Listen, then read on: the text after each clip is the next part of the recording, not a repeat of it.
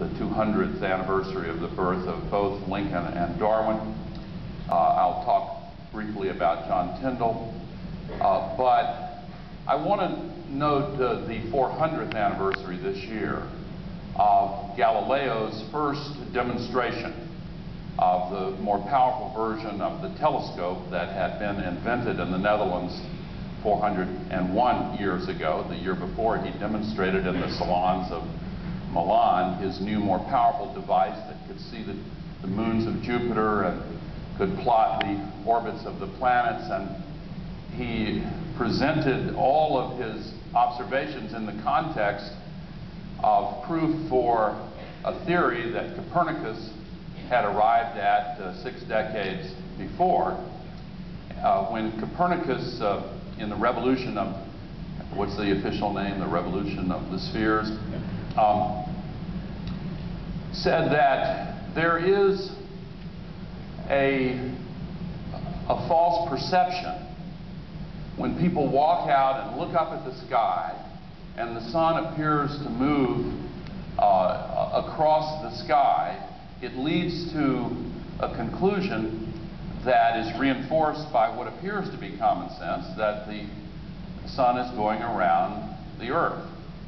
And with mathematics, he proved the very large difference between the height of the sky and the distance of the earth from the sun, and pointed out that the earth moves in at least 2 different motions of rotating and orbiting. And this insight had not caused the consternation it did for Galileo, because his work was published 150 years ago this year, as really simultaneously at the time Copernicus died.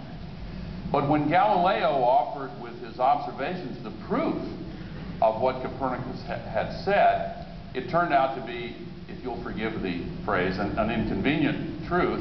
And he was, of course, imprisoned under house arrest for the remainder of his life and forced to recant.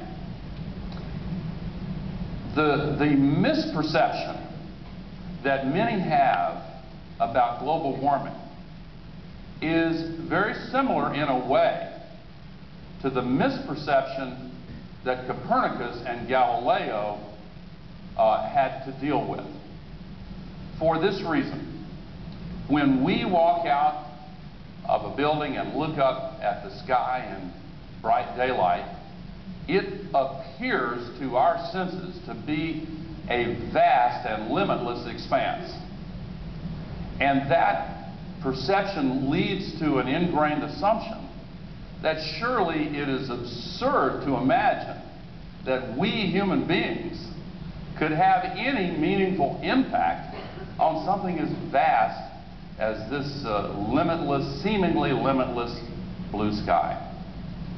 With that as a preface, I want to show you some slides, and when they conclude, I'll just give a few brief concluding comments. This image from